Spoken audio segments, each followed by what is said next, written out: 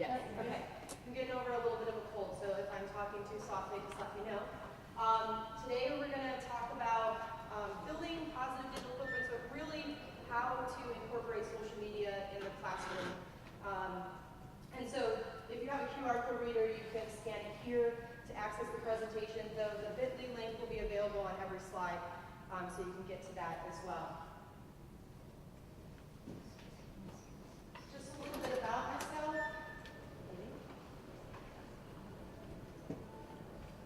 This computer froze. And we've all been having internet issues today, so bear with me if that happens during the presentation. There we go. So I am the Common Sense Education Program Manager for the DC metro area. But I just came out of the classroom. I taught high school science in North Carolina for 10 years. So I'm going to show you guys some things that I've done specifically in the classroom and then some things that I've learned along the way as well. So feel free to ask me questions. And then if you want to get in contact with me, if you want to learn anything further, please don't hesitate to email me. And that's my Twitter handle, plus then also Common Sense Education. How many of you have heard of Common Sense? Awesome. Okay, so I'm going to show you a little bit about our digital citizenship curriculum, but really we're going to dive deep into a different conversation today about application in the classroom. Okay, so it's a little bit different than the regular presentation. But just some background about Common Sense. We rate movies, TVs, books for application, age appropriateness, and education value. And then we also have a full comprehensive digital citizenship curriculum, plus also teaching with tech tools. And then we advocate for kids, promoting kid policies as well. And so really today, I want to share with you guys the importance of having a strong digital footprint, though I think you probably already know that, right, being in this room. Okay? But the big thing is discussing ways to use social media to enhance your teaching practice and really to get kids excited in the classroom. That's one of my big things that I really want to share. And I want you guys to feel free to share your ideas too, because that's how we really learn, is by talking with each other. So don't hesitate, if you have an idea, to shout it out, and I'll have other places for you to share if you're not feeling brave today.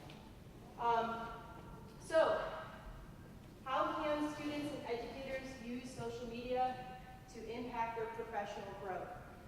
So I taught high school, and I really wanted to show my students that, okay, yes, we need to use proper, etiquette and safety precautions when using social media and other collaboration tools, but it can provide them with so many opportunities if they're using it the right way. So let's just look at what happens on the internet every minute of every day. And this came out in 2016 in June, and you can just see how much social media is really kind of on the forefront and what the trends are. And so if you look at Twitter, right, even just with emoji-filled tweets, there's almost 10,000 sent in a minute every day. So and if you look at Amazon and the change that Amazon's had in the last 2 years in terms of sales, it's incredible. So everything's starting to really move more digital, which we know. So before we get started, I want you guys to take a minute to talk about any fear you have about using social media. It could be personally or in the classroom.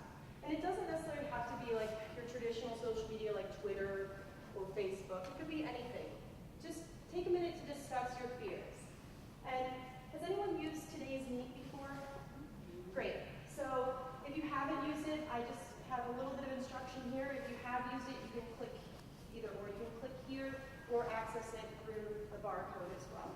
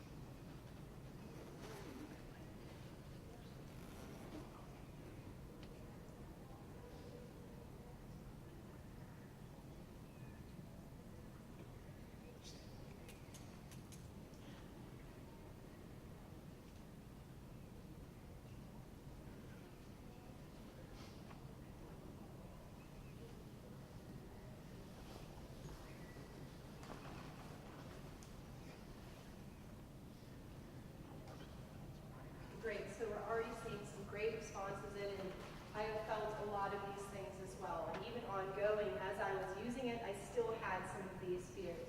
So people misinterpreting posts, right? Parents getting upset about content with their kids. So one of the biggest things, if you're going to start this, is that you need to have that open communication with your parents. And they need to know everything that's going on in your classroom. So sending them newsletters home, sending them a contract with their students that they sign, that they're going to be doing these things in class. Keeping a blog that your parents can access. I had my students actually take turns. One group each week was in charge of doing the class blog. They submitted it to me, and then I approved it, and then we sent it to the parents every week. So it worked really well. And then they saw a different viewpoint instead of just my own in terms of what we were doing in the class. Being socially responsive, fearful of personal cybersecurity. Great. So these are all valid reasons, right, to be afraid of using social media in the classroom. But how do we overcome these, right, and build that foundation so that we can take our students farther than they have been in the classroom without social media and collaboration outside of the classroom walls? And those of you with parent concerns, our site has a lot of parent resources as well that you can use and download for free.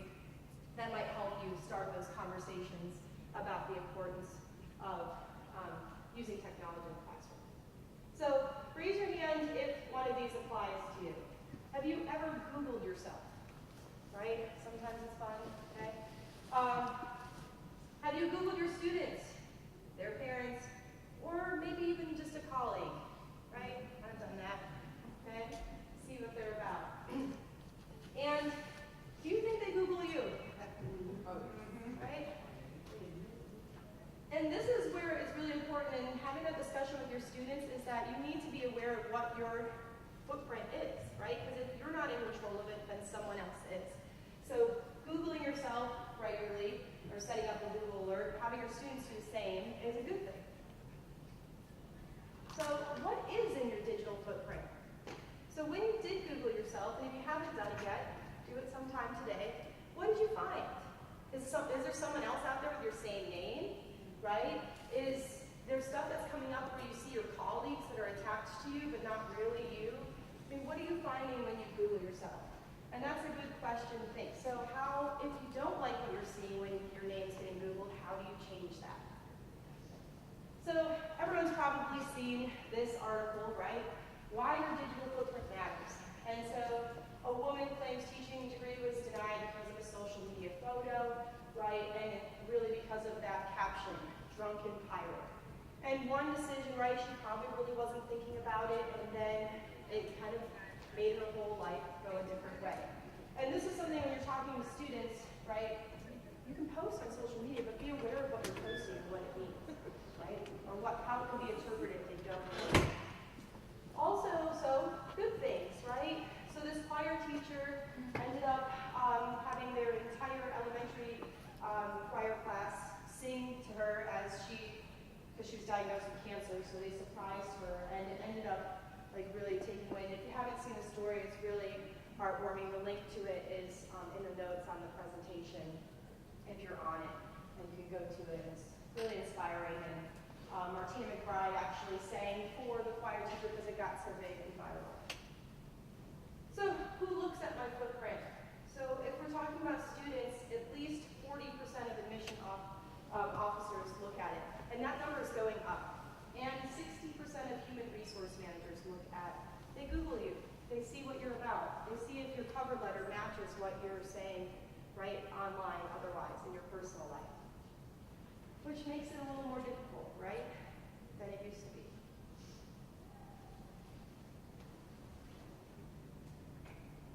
Okay. So I want you to think for a second. Does your digital footprint right now convey the story you want to tell online? Does it convey the story that you tell offline? And it's okay if you don't want it to, right? Because you can be in control of that. But if it doesn't say anything, like if you Google yourself, because when I first started Googling myself, I was like, there's nothing really here but other people that have my name. So what do I need to do about that to change this? So does it say what you want it to say?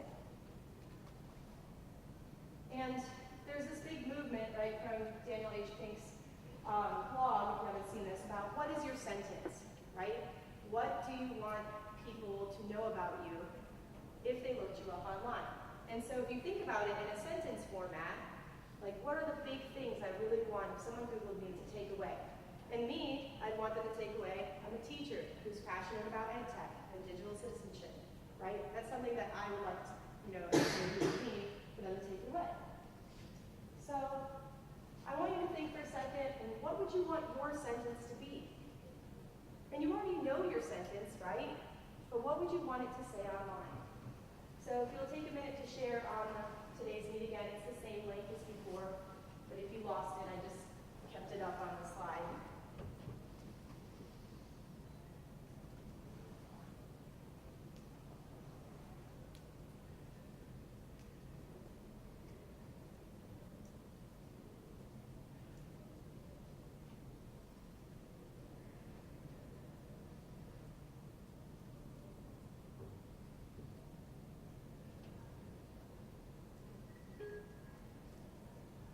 And how many people in here have a Twitter account? Anyone have a Twitter account? Okay, so this is a perfect place to put your sentence, right? And then already you're impacting your footprint because you're typing what you want your sentence to be, and that, and when someone Googles you, that will come up, right? And then doing activities that match that will then also solidify that word.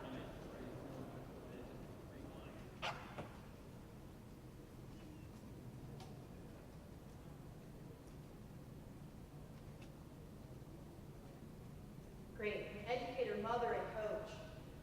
A teacher who loves science, technology, and learning. So whoever that is, I was a science teacher, and so I have several ideas for you that you can share with your school. Fearful of personal cybersecurity, being socially responsive. Someone who loves others and tries to help them improve. Great. An innovative, exciting teacher who collaborates with others and tells her story on Twitter and beyond. Awesome.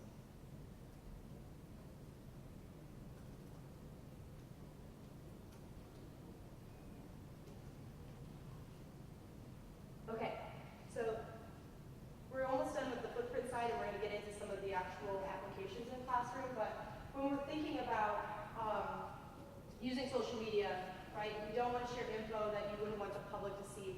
And this is something that I noticed as I taught freshmen and then I taught juniors and seniors, that it changed very much from freshman to junior and senior year. They were telling me when they were junior and senior, oh, I wish I didn't do this when I was a freshman. And so we always had those conversations. So I really just started to try to catch them as they were freshmen, like really think about this as you're getting older, right? What do you want the public to see? Consider your audience, right? So your different social media platforms can be used for different things. I'm going to show you guys that today. So like Twitter could have a different use than Facebook, right? And students are starting to actually divide those up and have different purposes for them. And then check your privacy settings. If it's a personal account, that's okay, but make sure it's personal and you know who's looking at it. And then also share great stuff and have a strong digital footprint, right? And that's something I really told my students, that being on social media is not necessarily bad. It's how are you using it? And then also review privacy policies. If anyone signed up for Pokemon Go this summer, did anyone do that? So if you signed up for Pokemon, it initially said that it could read all of your Google Mail and your Google account, right? That wasn't what they wanted to do, but it just said that in the agreement, and we were also excited, and we were like, yes. And then later, it came out that that's what was happening. So just make sure you're reading privacy policies. Okay, so if you're looking for a great way to start these conversations with students, you guys have already heard of Common Sense, so you probably have seen our lessons, but these are 4 lessons on different grade bands that you can get to talk about digital footprints and bring that conversation up in the classroom. And for those of you who haven't seen it, I'll just show you really quickly. You have a video, and then you have a full teacher lesson plan that has all the objectives. You get all of the activities, and then closing, plus also parent engagement pieces that you can send home, and you can download these in English and Spanish. So that's a way to start talking about it in the class. And there's a lot more lessons on other topics as well on our site, and you can see all of the different topics that we have that are available on our scope and sequence. And as an educator, you guys have free access to those lessons by registering on our site. Okay,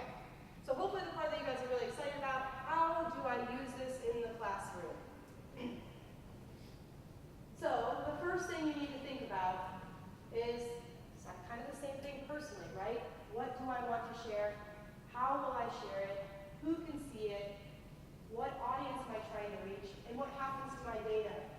Now, certain age groups, you can't really use Twitter, right? Because it's supposed to be 13 and above, and those kind of things. So you need to think about those things in privacy and age appropriateness before you start using them in the classroom. But as you're lesson planning, you start asking yourself those questions. So I'm going to go through 3 general types of ways to use social media. There are so many other ideas, and please feel free to share other ideas that are beyond these 3 ways when we're sharing. I'm going to talk about back channels, and you guys are using a back channel right now. It's Today's Meet, and Today's Meet's nice because you can make it private, and it can be enclosed in the class, or if you have a younger group, you can use that as a practice for Twitter with them and have that class back channel. And then we're going to talk a little bit about blogging, and then how to use images to tell a story, which could be a variety of different things. So if you're looking for a review of today's meet, you can go to our website, and this picture is linked as well, and so is this. It'll tell you the age appropriateness, the price, how it's used, link to the website, and we have a lot of other resources as well. That'll give you some information. So same thing with Twitter. You can also see the educational value of Twitter on our website, and you can click here to get that, and then also click there. So I'm going to show you one of my favorite ways that I use social media in my classroom. And before we get started, has anyone heard of K3DU now? Awesome. Okay. Do we have how many elementary school teachers do we have in here? Okay. How many middle school teachers? And how many high school teachers? How many administrators? Okay. Great. So K3D, you can modify this to use it in a variety of different ways, but basically it is a website that posts current events. So you can see all the different current events. And then you can blog on the website, and then you can also tweet about it. So I'm going to show you guys an example. But they have a variety of different subjects. They have science, they have English, they have civics, arts, and they really try to get students involved in important conversations with other students around the country. So in this example, you can see they have a question, they'll have videos as well to support the question, and this is the question that students are focusing on. So what do you think teens need to know in order to feel they're ready to vote? And then there's a hashtag. And so students are participating in a back channel on Twitter with this hashtag about this do now. And it will tell you how to post, and then also more information. It also has a ton of other resources, and then you can also blog on the site. Now the first year that I did this, I did have my students blog on the site, and we created accounts just using their first name and then underscore, like, initials of our school, so they really couldn't tell who they were. But then the next year I had like twice as many students in my class, so we just blogged internally on our learning management system in terms of that one, because it was a lot easier for me to handle that. And then they tweeted as well. And for them to tweet, I created a hashtag for themselves.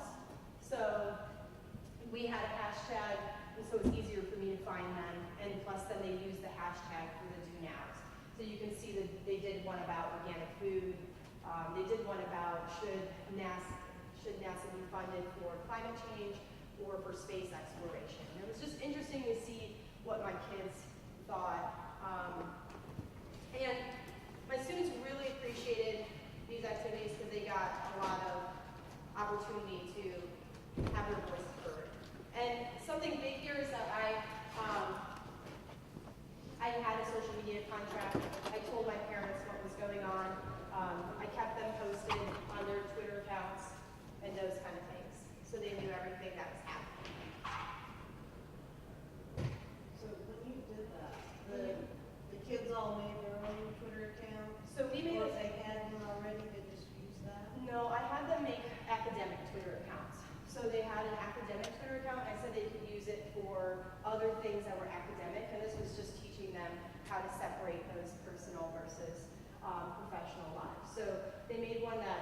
weren't supposed to use their last name. So it's supposed to be their first name and then underscore the block they were in class. And so another way to use Twitter or back channel is to go on a virtual field trip. Has anyone done one of these with Discovery Ed? So if you go to Discovery Education, and the link is here as well, it will take you to their virtual field trips. You usually have to register, and these are for all grade levels. You don't have to use the Twitter part if you don't want to. You can still participate in the live stream of the virtual field trip that I'll take you on. And then you can also participate in the Twitter back channel talking about that field trip or that virtual experience if you wanted to. So just to show you what that looks like, the hashtag celebrate the DE or Discovery Ed, and you can see like they're reminding people about their Pearl Harbor virtual viewing activity. So you usually have to register, then they'll send you the link on how to get into it, the live stream, and then you can participate in the back channel if you want, or set up your own today's meet or something like that in the back channel as well.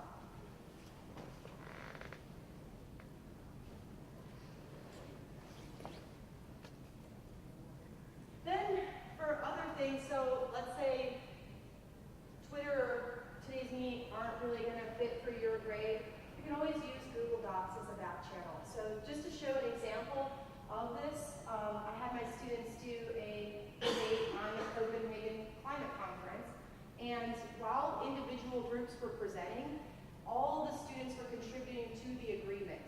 So if they said that there was a statement that a certain country proposed that they agreed to, another country would type it in, and then they would say who was proposed by, and then they would also have a signature thing. So if the other countries agreed, they would click on it too. And at the same time, if they didn't agree to things, so we'll go to the document.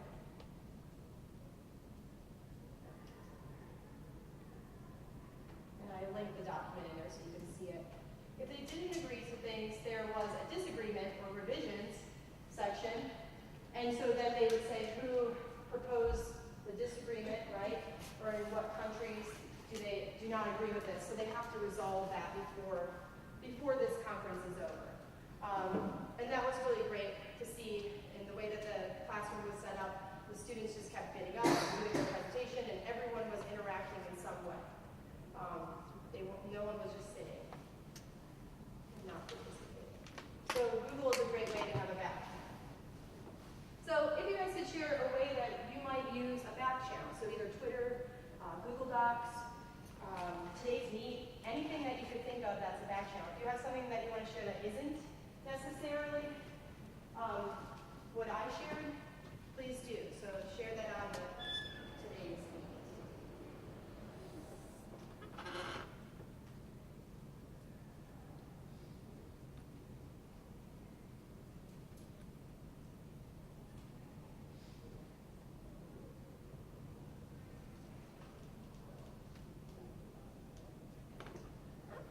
So I see that Eric said back channels are especially helpful for introverts. And this is so true. I feel like I got to know all of my students by incorporating these kind of things in the classroom because it really gave all of my kids a voice that didn't have one before.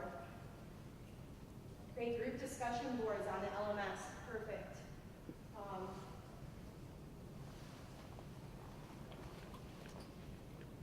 Great, so docs are user scans so they can't be anonymous. So that builds that social responsibility because they know that everyone can see who is commenting what. Schoology, great. Does anyone use Edmodo in here for the younger grades? Great. So Edmodo is a perfect way to set this up as well. And that's the thing is you start with the younger grades, they can then progress to using larger tools that are age appropriate because they've had that experience with Edmodo, with Schoology, with discussion boards. So it's not as, they already have the skills built in. Okay, so then let's look really quick at blogging. How many people blog personally in here? Anyone blog personally?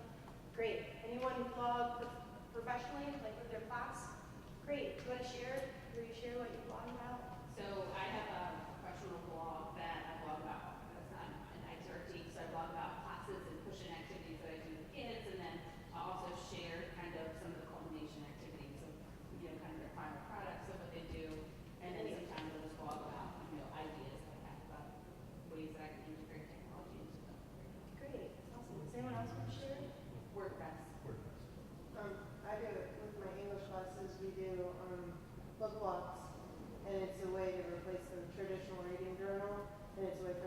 talk about books, and it's between me and another teacher in all of our classes, so all of our students are together online talking about books.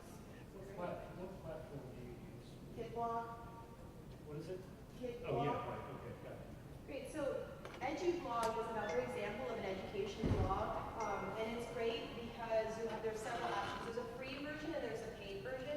If you click on this link, it'll take you to our review about it and all the different details. But what's nice about it is there's a really small fee if you want to have student blogs on there that you can monitor and they're housed on your blog. EduBlog will do that. Otherwise, if you're doing it just as a professional and you have your own blog, it's free for educators, so you can use it both ways. And just to give you an example of a really awesome blog from one of my colleagues, educators, you can see all the different things that she has on one page. So it's it has a whole bunch of different blogs on one essential URL. And she also has things with students as well that she can monitor, which is great. So you can see like Twitter resources and kind of like what we were saying, like all those different things that you might share on your blog. And if you have time, this blog is really great.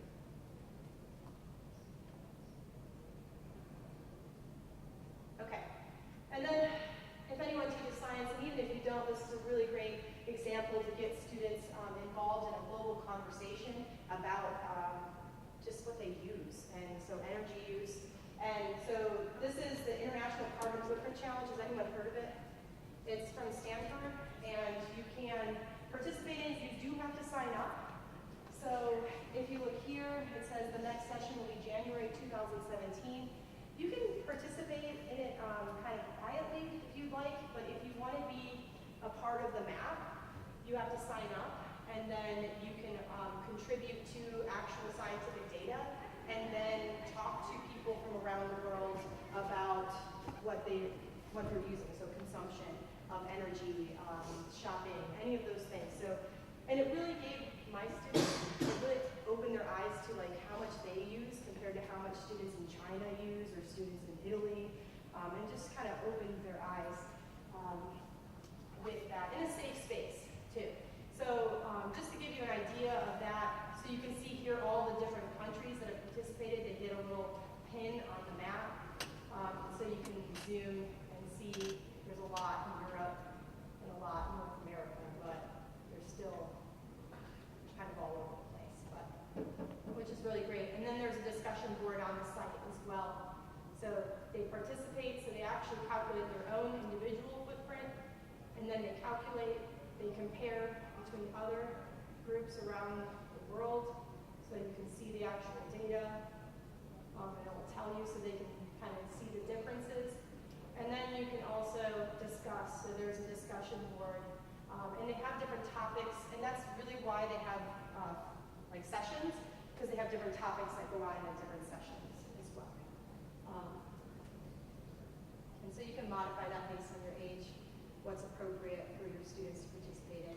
I usually have my students send me what they were going to post, especially like my younger students, and then we would post it without their last name, just their first name. Another way to get involved globally and collaboratively, but maybe not necessarily on the open span, this would be more closed. So if you have younger groups, this may work better for you, is with ePals. Has anyone used ePals before? So ePals is a great way to find other educators that want to connect globally. So, and you can then connect with that classroom and then share with that particular classroom. And then the teacher has a little more control with that. So if you have younger kids, that's probably a good way to go. And they have a whole bunch of different projects that have gone on. You can see some of them from this year. If you're an educator, your account gets approved, and then you're free to collaborate and connect with other educators and see who wants to participate in those particular activities. Okay, so if you'll share just a way that you are using blogging. So it could be a way you're using it with your students, a way you're using it personally or professionally.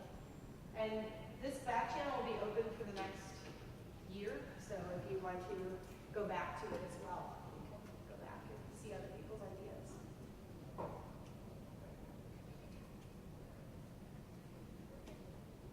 And if you aren't using it, say maybe a way that you want to use it, and I can look at it later this week and try to give you an idea, or maybe someone else on the back channel will send you an idea.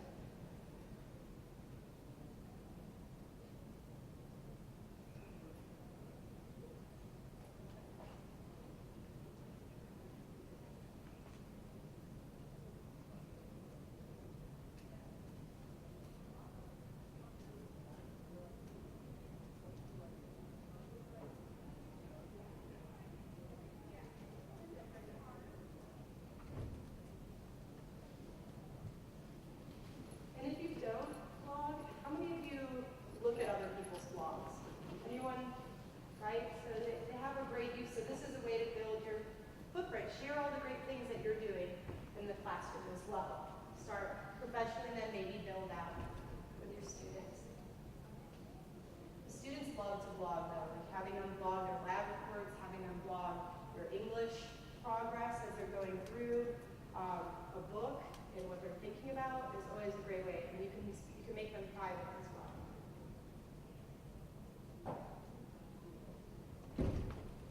Great, yeah. So a great way to communicate with teachers too, professionally. Good, pure learning and confidence booster.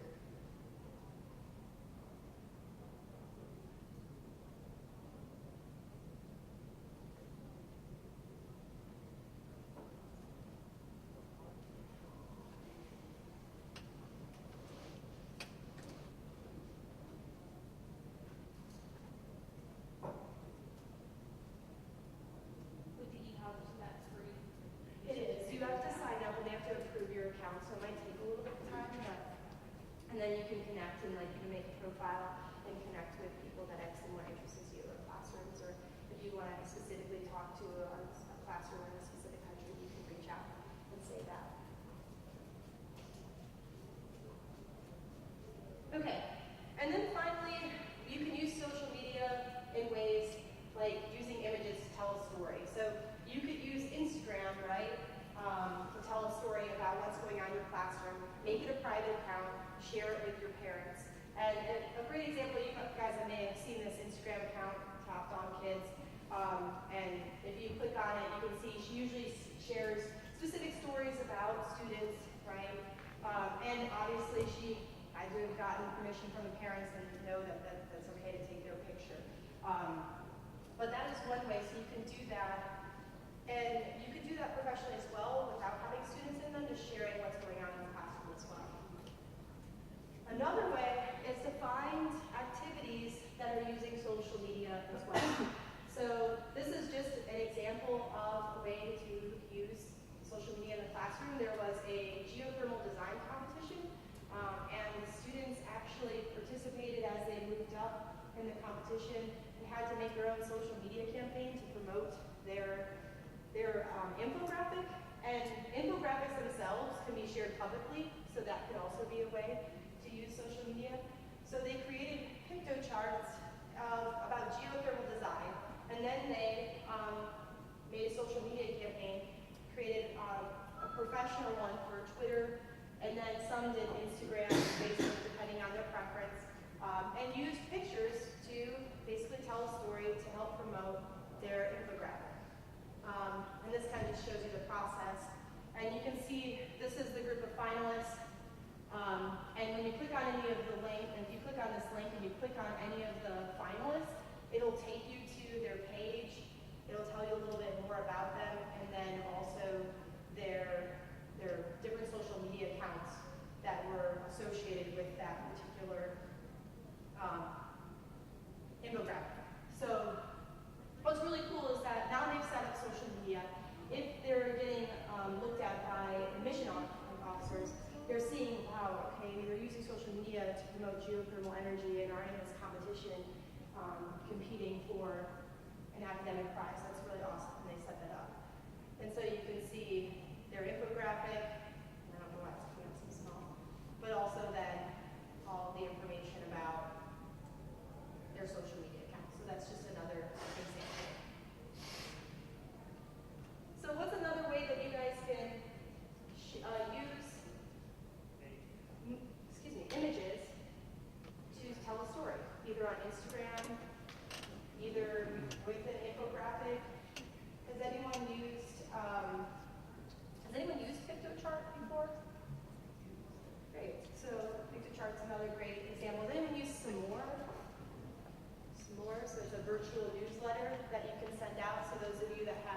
teachers. You can send out a virtual newsletter that is available online as well. So people can go back to it as